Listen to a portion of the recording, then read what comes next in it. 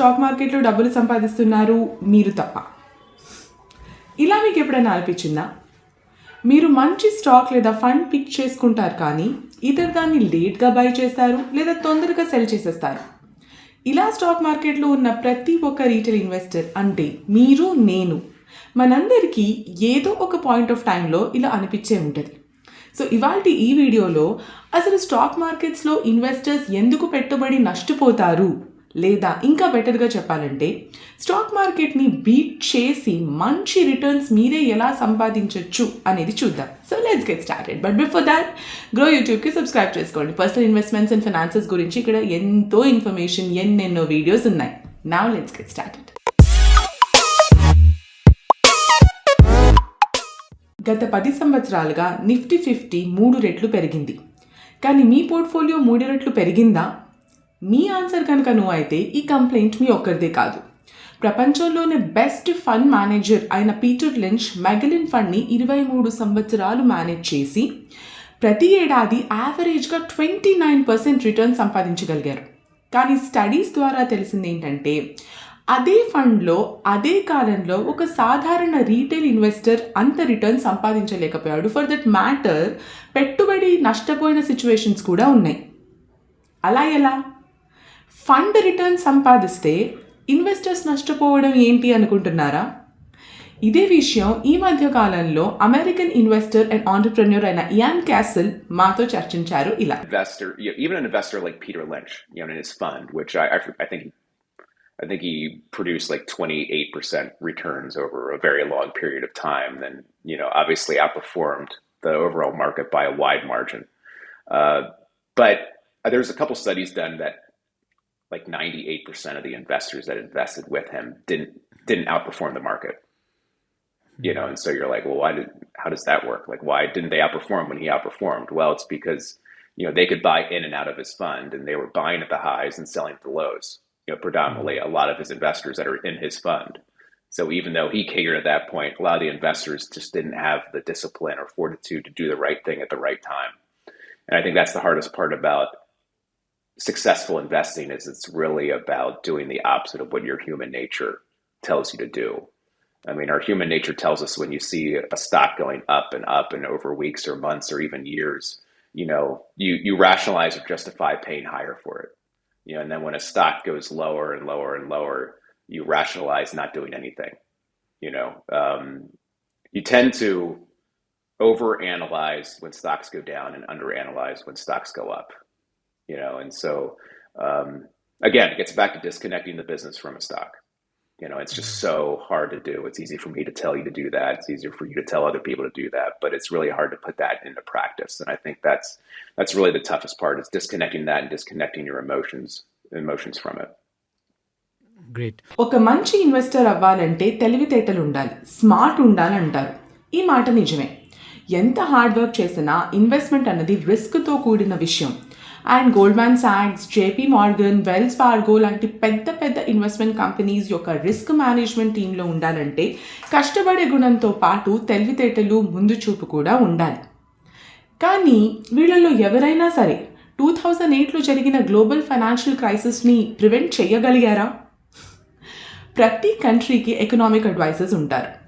అయినా కూడా కొన్ని కంట్రీస్ మనం చూస్తున్నాం బ్యాంక్రప్ట్ అయిపోతున్నాయి. ఫండ్ మేనేజర్స్ విషయానికి వస్తే ఫైనాన్స్ అండ్ ఇన్వెస్ట్మెంట్ చదివి తమ జీవితకాలం మొత్తం కూడా ఫండ్ మేనేజ్మెంట్ బిజినెస్లోనే ఉన్నా అప్పుడప్పుడు ఫండ్స్ ఏళ్ల తరబడి అండర్ పర్ఫామ్ చేస్తాయి. స్టాక్ మార్కెట్లో రిటర్న్ సంపాదించాలి అంటే బ్యాలెన్స్ షీట్ అనలైజ్ చేయడం, profit and loss account track పెట్టుకోవడం, ఇండస్ట్రీపై ఓ కన్నేసి ఉంచడం లాంటి ఫండమెంటల్ అనాలిసిస్ మెథడ్స్ కొంతవరకు మాత్రమే వాడొచ్చు. What works on wall street book రచయిత జేమ్స్ ఓషానస్ మన రిస్క్ అప్రోచ్ అండ్ అపిటైట్ విషయంలో ఏం చెప్పారో చూద్దాం. So when our ancient ancestors were on that plain in Africa and the bush was rattling, one of them ran away, the other one went, "Oh, I wonder what's in that bush." Guess whose genes got passed down to us? The guy who ran away. So the idea that flee, let's get out of here, came down us through our genetic inheritance, and it's very, very difficult to overcome. So James ఏమంటున్నారంటే మన పూర్వీకులు అప్పట్లో అడవుల్లో ఉండేవారు. వాళ్ళకి ఎప్పుడైనా సడన్గా ఏదైనా కదులుతుంది అనే సూచన కనిపిస్తే కొంతమంది ప్రాణాలు కాపాడుకోవడానికి పారిపోయేవాళ్ళు, ఇంకొంతమంది ఆగి వెయిట్ చేసి అసలు ఏం జరుగుతుందో చూసేవారు. సో ఎవరైతే భయంతో పారిపోయారో వాళ్ళే బతికారు. ఆ ముందు తరాలు ఇప్పుడు మనమే. మనలో ఉండే ఈ సెన్స్ ఆఫ్ ఫియర్ మనల్ని చాలాసార్లు కాపాడుతుంది. కానీ స్టాక్ మార్కెట్ విషయానికి వచ్చేసరికి అదే ఫియర్ మనకి అగెయిన్స్ట్గా కూడా పనిచేస్తుంది. ఈ భయంతో పారిపోవడం అనే క్యారెక్టరిస్టిక్ ట్రేట్ మన జీన్స్లోనే పేరుకుపోయి ఉన్నందువలన దీన్ని ఓవర్కమ్ చేయడం చాలా కష్టమైన సాధన. టిమోథీ గ్యాల్వే అనే రచయిత the inner game of tennis అనే బుక్లో మనం ఫేస్ చేసి గెలవాల్సిన అతిపెద్ద ఆటంకాలు మనలో ఇంటర్నల్గా క్రియేట్ చేసుకున్నవే అని చెప్తారు. ఈ విషయాన్ని ఆయన చాలా సులువుగా నేర్చుకుని పర్ఫెక్ట్ అవ్వడానికి కావాల్సిన అన్ని గుణాలు, స్కిల్స్ మనలో ఆల్రెడీ ఏర్పడి ఉంటాయి. దీని గురించి ఆయన ఒక ఎగ్జాంపుల్ కూడా ఇస్తారు. If we'd have been learning how to walk the way we learn how to play sports, our dad would have been there saying, okay, now Tommy, first you put your left foot out and you put your weight in the heel of your foot, then you sort of shift on over. No, don't shift so early. Shift about now. After you've taken this forward past your right foot, then you shift over and you put your weight in your left foot. You understand? But this isn't how it went. Instead, little Tommy sits and he just notices his father walking. He just sees him. He's not even studying it. He just starts doing it. And he falls over. And after he falls over, he just says, oh, darn it, I'm doing so badly, I'll never learn how to walk. I always fall to the right. How come I'm falling to the right? He gets up, he falls the other way. And this isn't just trial and error. This is trial and correction. Trial and correction. But the correction is self-correction. No one's there telling him from outside how to do it. He learns from his own experience, and he learns very rapidly. Now, the idea of the inner game is to learn to play tennis in the same way. To learn to play without always trying to consciously control your actions. Basically ఆయన ఏమన్నారంటే, ఒక బేబీకి నడవడం మనం నేర్పించాం. First ఒక కాలు పెట్టు, కాలు మీద వెయిట్ ట్రాన్స్ఫర్ చేయి, మళ్ళీ ఇప్పుడు ఇంకో కాలు పెట్టు, అడుగు ముందుకు వేయి అని నేర్పించాం. బేబీస్ సింపుల్గా మనం నడవడం చూసి ట్రై చేస్తారు. తాము కూడా కింద పడి లేచి ప్రాక్టీస్ చేస్తూ ఉంటేనే వాళ్ళకి అలవాటు అవుతుంది. దీన్నే ట్రయల్ అండ్ కరెక్షన్ అంటారు. సో మనం కాన్షియస్గా యాక్షన్స్ని కంట్రోల్ చేయకుండా మనం న్యాచురల్ లెర్నింగ్ పై ఫోకస్ చేయాలి. దాంతో వచ్చే ఎక్స్పీరియన్స్ నుంచి నేర్చుకోవాలి. టెన్నిస్ నేర్చుకునేదానికి సరైన పద్ధతి కూడా ఆయన ఇదే అని టిమోథీ బలంగా నమ్ముతారు. ఇన్నర్ గేమ్ ఆఫ్ టెన్నిస్ లానే ఇన్నర్ గేమ్ ఆఫ్ లైఫ్ ఉంటుందని, తాను చాలా లేట్గా నేర్చుకున్నారని చాలాసార్లు చెప్పడం జరిగింది. ఆయన కోచ్ అయ్యి ట్రైనింగ్ ఇచ్చే సమయంలో ఎవరినైనా ఎటువంటి ప్రశ్నలు అడిగేవాళ్ళు కాదు, ప్రశంసించేవాళ్ళు కాదు, క్రిటిసైజ్ చేసేవాళ్ళు కాదు, అడ్వైజెస్ కూడా ఇచ్చేవారు కాదు. ఇన్వెస్ట్మెంట్ ఇన్నర్ గేమ్ కూడా అంతే. మనల్ని ఇర్రాషనల్ డెసిషన్స్ తీసుకునేలా చేసే థాట్స్ కూడా మనం ఓవర్ పవర్ చేయాలి. సో ఇన్నర్ గేమ్ని ఎలా గెలవాలి? గ్యాల్వే ప్రకారంగా ఏ ఫీల్డ్ అయినా సరే మనకి వచ్చే రిటర్న్ సక్సెస్ అనేది మనం దాని మీద ఎంత ఫోకస్ చేస్తున్నాం అన్న దాన్ని బట్టి ఉంటుంది. ఒక ఫుట్బాలర్ ఎప్పుడు బాల్ని కరెక్ట్గా కిక్ చేసే పొజిషన్, పాస్చర్ పై ఫోకస్ చేస్తే ఎక్కువ గేమ్స్ గెలవకపోవచ్చు. సో రాదర్ నెక్స్ట్ పాస్ ఎక్కడ తీసుకోవచ్చు, ఇతర ప్లేయర్స్ పొజిషన్స్ ఎలా ఉన్నాయి, బాల్ని తను ఎలా పాస్ చేయగలడు, టీమ్కి తన కాంట్రిబ్యూషన్ ఏ వంతు చేయగలడు అనే ఆస్పెక్ట్స్ మీద ఫోకస్ చేస్తే గేమ్ గెలిచే ఛాన్సెస్ ఎక్కువ ఉన్నాయి. So the moot question here is, ఇన్వెస్టర్స్గా మన ఫోకస్ దేని మీద పెట్టాలి అండ్ మోర్ ఇంపార్టెంట్లీ దేని మీద పెట్టకూడదు. హావర్డ్ మార్క్స్ చాలా సంవత్సరాలుగా చాలా సక్సెస్ఫుల్ లెజెండరీ ఇన్వెస్టర్. తాను రాసిన వాట్ రియలీ మ్యాటర్స్ మెమోలో మనలో చాలామంది షార్ట్ టర్మ్ ఈవెంట్స్పై, షార్ట్ టర్మ్ షాక్స్పై, షార్ట్ టర్మ్ ఫ్లక్చువేషన్స్ అండ్ వాలటాలిటీపై ఎక్కువ ఫోకస్ చేస్తాం. ఫార్ దట్ మ్యాటర్ వీటిని పట్టించుకోకూడదు.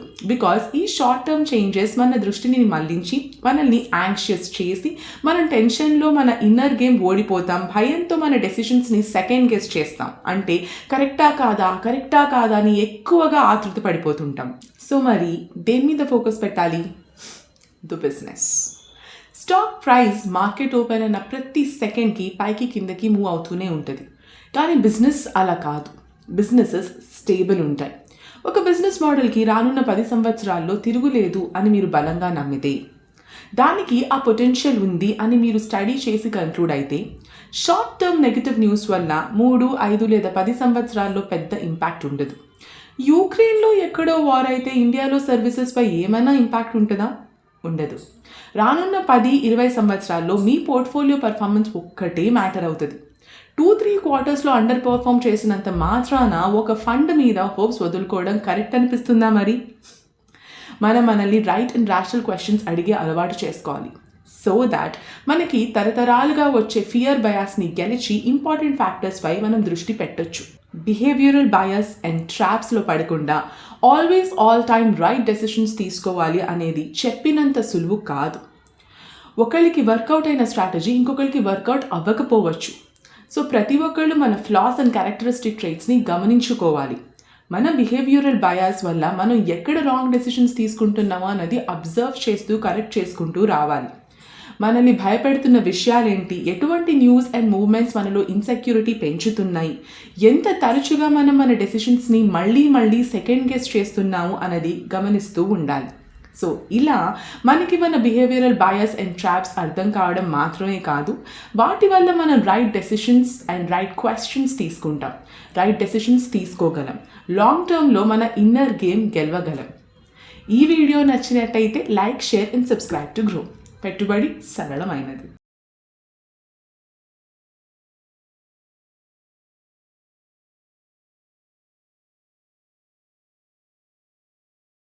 Investment in securities market are subject to market risks. Read all the related documents carefully before investing. Please read the risk disclosure documents carefully before investing in equity shares, derivatives, mutual fund, and or other instruments traded